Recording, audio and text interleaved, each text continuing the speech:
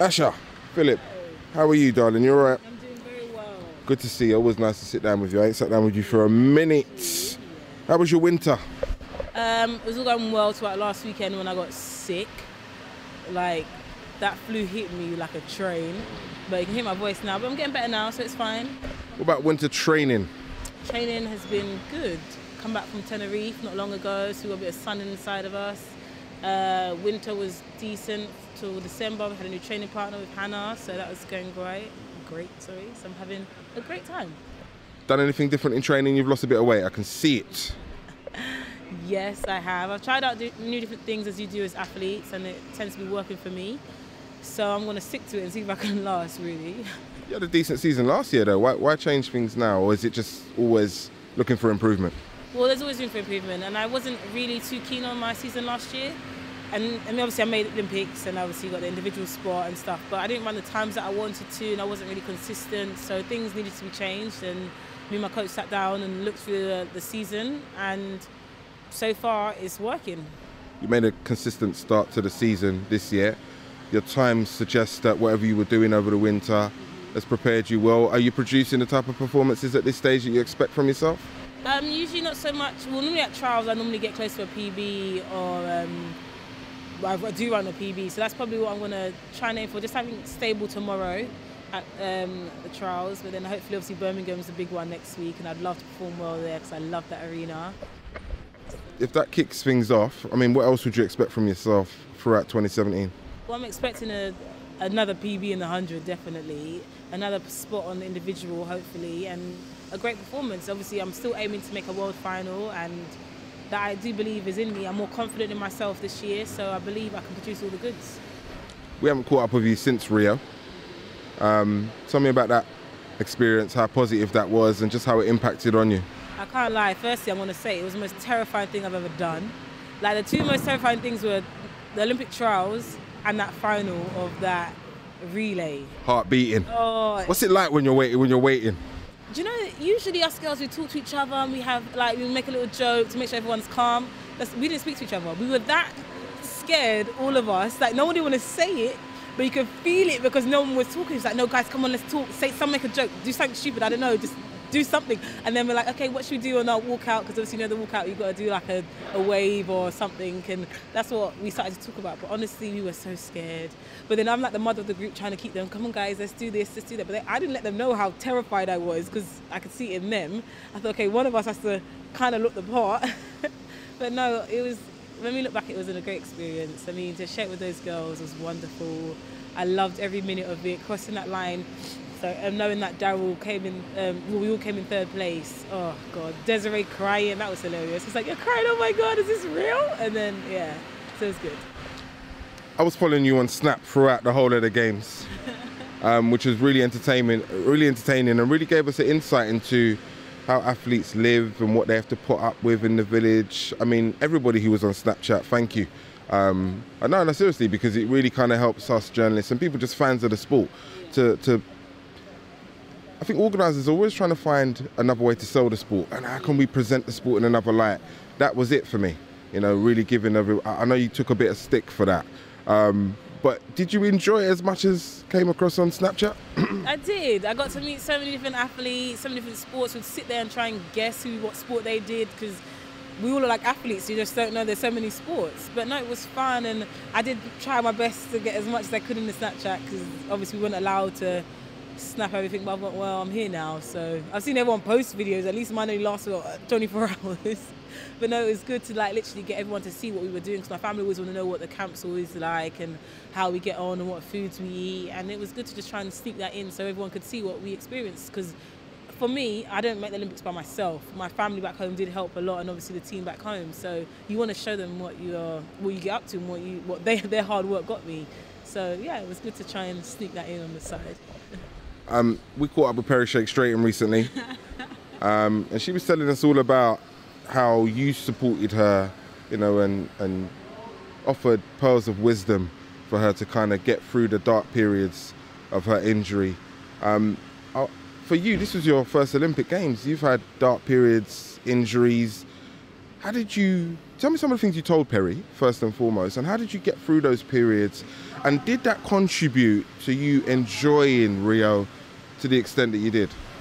With Perry, like, she's like family to me now, and I couldn't not let her know the truth, because there's people like to sugarcoat things, and they'll just basically say, well, yeah, this has happened to you. You can get back within a couple of years, maybe, and it's always a maybe, or they're not. Obviously, injuries are never a definite, I must say, but the fact that no one would give her what she really needed to hear. And I was like, well, Perry, I thought if that was me, I would like to know the truth back then and know that there is a light at the end of the tunnel, because back then everyone just kind of wrote me off and was like, yeah, well, that's it, you're done, basically. And at such a young age, 17, like, how could you write me off so young, knowing I've got so much to give and so much time to come back? And obviously Perry was much older than me at the time when she did her injury, but I still believe, said, no, if I can do it, you can. And you might have to change a lot of things. Obviously, she's not doing the hurdles as much, or I'm going to put that on hold and say as much, because she could come back and do that. But no, I just basically said, this is what happens. I'm going to feel this pain, you're going to feel that pain. We're going to learn to live with it, because that is now you. This is the new body that you're going to have to deal with, and it's just how you cope with it and maintain it and keep it healthy and progress. So I just tried to keep as much positive as, I tried to keep as positive as I could, and I told her coach a lot of the things, or me and Chris spoke and said, she's going to feel this at training, or just everything I went through. And we had similar injuries, it wasn't the same, but it's still the knee, and I just tried my best to just keep her positive, because I know there is a light, and you need that one person that's going to keep you strong. And then obviously to get to Olympics and make it and just know you come back with a medal, it's just like, I worked damn hard, and hard work does pay off. I was going to say, when we were speaking to her, she was kind of really complimentary about the fact that those words that you offered her really, really helped. And I just wondered, did you have anybody to do that for you? My mum and my aunties, they were in my head every day. And it was hard to see past that. I was like 17, I had the world at my oyster. I could do whatever I wanted, and then boom, that's it, it was gone. But they coached me back mentally to say, like, it is possible and it can be done, because they had that faith and belief in me. Whether I saw it or not, they kept it strong, and it was, as I'm older now, it's easier for me to see it. Like, I think this year is like one of the best years I've ever felt so confident in myself, and now I see it, but it's because they held on to that, and now I'm able to take their own baton and carry it on for myself. So I made sure Perry knew that it is possible and it can be done. Yes, it's going to be hard, you're going to take so many setbacks, but you know each step forward is going to make you that 1% stronger. So there's no need for you to be upset and angry. Actually, no, you can be right now, but I would only hear it tomorrow, basically. Like, you can be angry today, but tomorrow is a new day, and you're going to get stronger, and you're going to keep getting stronger. And I'm going to do everything I can in my power and my will to make sure that you are positive, and then you keep it going, because I will be a rock to fall back on. So you can have a down day. I'll give her them every now and then, but tomorrow I'll be there picking you back up. Are you okay? I'll be on the phone to her, messaging her, saying, yeah, this has happened to you, but no, you're going to keep fighting, because Perry's a warrior. And people that, if you don't see it, I mean, I used to watch her thinking, how does she do that? Her sessions, the way how she just always used to go through it, and I'm like, I don't have that. But I used to watch her and just feel like, I want what she's got. Maybe she might say the same about me, obviously coming back and being stronger, but Perry's a fighter, and I know she'll come back even stronger. Something in the London water, isn't there? Yeah. I mean, you talk about being a Londoner and having the World Championships back on your doorstep. We've had the Olympics, but it's the World Championships. This is just track and field.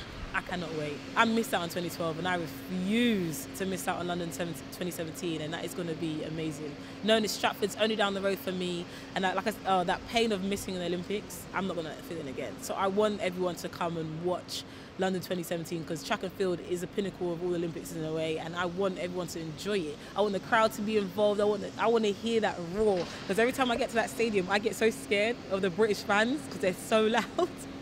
And I want to feel that while I'm there, so I can't wait for it. Back to the last point I just made, was there a time that you didn't believe that you'd continue to be successful as an athlete, let alone make an Olympics, let alone reach the podium and have a medal to bring home to your family? Was there ever a moment you thought, this is not going to happen for me? Definitely. The day I actually did the injury, I remember lying on that mat thinking, oh my God, that's it, I'm done. Like, I've just broken my leg. That's all I could tell myself. And it took me a while to get back to me as a person, just being a normal kid at that age. And every day I just didn't really, I didn't think I would make it. Honestly, I mean, everyone knew I did track and field, and I tried my best to stay on the right road, but it was more like, yeah, I'd rather just relax and go out and be a normal student, because I was at uni at the time as well.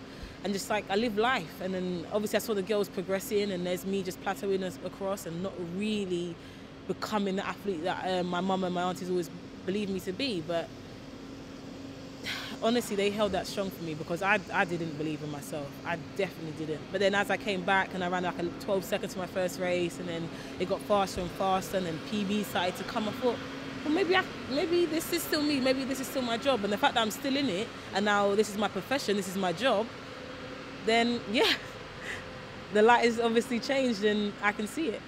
You've already touched on the fact that you won a personal best this weekend. You're shooting for a personal best. It'd be nice to take home the win as well, wouldn't it? Definitely. I've got a streak going on, so I'd like to hold that maybe.